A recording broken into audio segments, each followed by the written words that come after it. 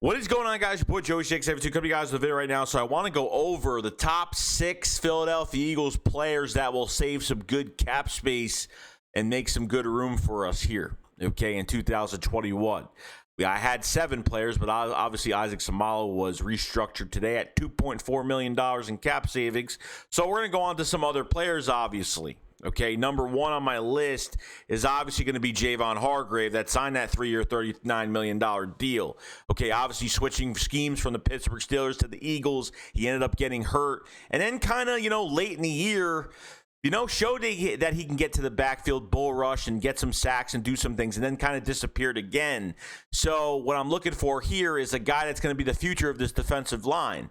Okay, and I'm hoping we get that because Fletcher Cox is getting a lot older now. Obviously, we signed Malik Jackson prior to Javon Hargrave getting signed for a 3-year, $30 million deal. And Javon Hargrave pretty much, obviously some people said it was the injury and coming back. Some people said it was just, changing schemes and being used to it. But, if you pay someone that much money, he should be very productive. And obviously he did get injured. So there's a lot to really deal with here, but I'm counting on Javon Hargrave in 2021 to do something and get this going. Now, the cap hit number is going to be $15.2 million. Okay, cap savings with the restructure is 8.8. Cap savings with extension is 9.4 million. So there's a few options. Obviously, I think they should just restructure. I wouldn't even extend him yet, but restructure, you save 8.8. But still, it's still a lot of money at the end of the day. You know what I mean? So it's a $1 million difference between restructuring and extending. So there's a lot of different things they could do with him. So next on my list is Brandon Brooks. Okay, Brooks picked him up as a free agent in 2016 and really just became a 3-4-time Pro Bowler already. I think he's the best right guard in football as of right now.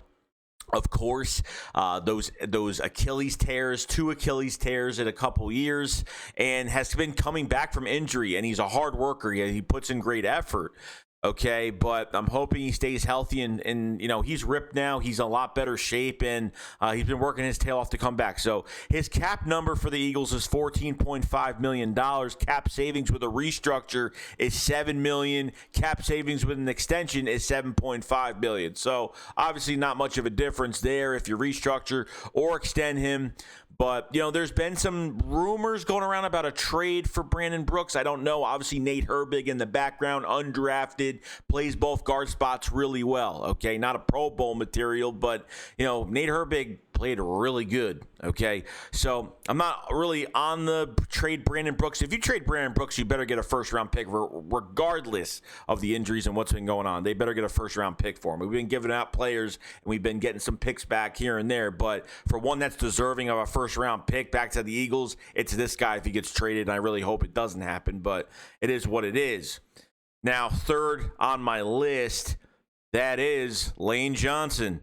There's already been rumors of a restructure going on with Lane Johnson, so nothing has happened. It's probably going to get done. I mean, Lane's restructured his contract I don't know how many times in his career, and he doesn't care, obviously, but Lane Johnson, I think the one thing we have to think about is his health, because every time he gets injured, he tries to play through it 5-6 games later, and then he's like, I can't play on this injury anymore. He had the ankle injury, tried playing on it. It didn't happen. He ended up getting surgery this offseason, so there's a lot of different things going on with that. So his cap number is $17 million. 17.8, so almost like $18 million. Now, I got to understand why. So he's about 8.71% of the whole cap, which is crazy. Okay, his cap savings with restructure is $6.9 million. His cap savings with an extension is $6.9 million. So it's the same price for extension or restructure. So $17 million cap hit is way too high. It's probably the highest on this team right now, unless I'm wrong. But yeah, this is kind of crazy. But Lane Johnson has always been a fan favorite. And I know he could still play. These little nick injuries that he does have, it just happens sometimes, and hopefully, it gets worked out. Next player on my list, of course, is Zach Ertz, which we all know he's going to get traded soon or released.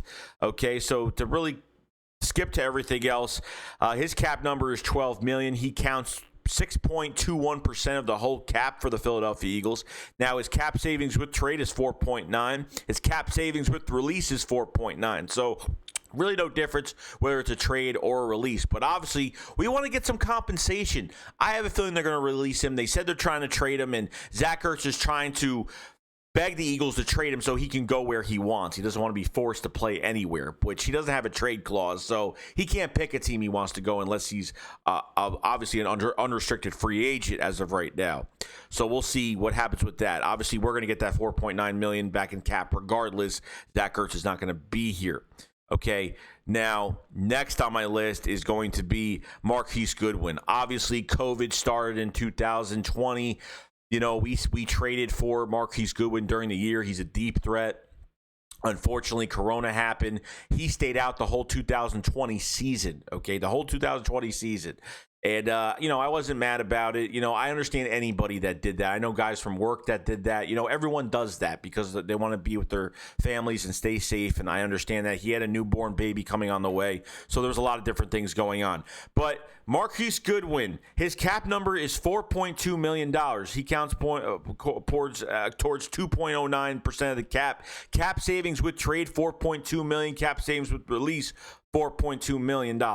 I'm not a big fan of keeping Marquis Goodwin here. We've already gotten rid of Deshaun Jackson. Marquis Goodwin hasn't had a good season since 2017 with over 1,000 yards. He's been injured pretty much every single year. I know he took time off last year. I know he took the whole year off last year, but really, this $4.2 million can go towards another free agent receiver that's cheap or something for competition. I mean, I don't even, at this point, we have enough speed on this team. I know Marquis Goodwin is a veteran. He adds more speed. But at this point, guys, we could probably put that money towards another player that's younger. We could probably pay a player, that's younger with that 4.2 for the year. I mean, at this point, is Marquis Goodwin going to stay here? I don't know, but he could. But I think it's a waste of a spot. That's just me, obviously.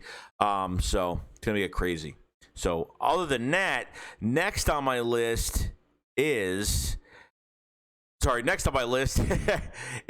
to be the last and final, Fletcher Cox, okay? And obviously not the biggest cap hit. His cap hit, actually, no, he is the biggest cap hit. Never mind. I thought he was another cap hit. So his cap number, $23 million. He counts towards 11.65% of the Eagles' cap space. Now, cap savings with restructure is $11 million. Cap savings with extension is 11.9. So pretty much you're saving almost $12 million with an extension, and you're getting 11.1 for a restructure. This has to happen badly. I know that the Eagles have restructured Fletcher Cox earlier. I think it was like the last month of the season or a month after the season was over. He was restructured. They saved like $5 million, something small. It wasn't crazy, but $23 million is too much. It's way too much. I understand he's getting paid that because he's one of the best defensive tackles in the league, but they need to do something with his contract. I don't care how they move the money around. They need to do something because $11 million in savings is a lot. I mean, that shows that you got to cut that down a little bit or ask Fletcher Cox for a pay cut, which probably will never happen, but something's got to happen with that, obviously. I mean, that's just too much. I mean, Fletcher Cox has been one of the top premier defensive tackles. Obviously he's had some down years, so there's a lot going on there, but biggest cap hit, obviously him, and then obviously Javon Hargrave, Brandon Brooks, Lane Johnson, and Isaac Seumalo got the restructure today. So obviously this is a lot of guys in the trenches that need restructures. Marquis Goodwin, I think you could just get rid of him.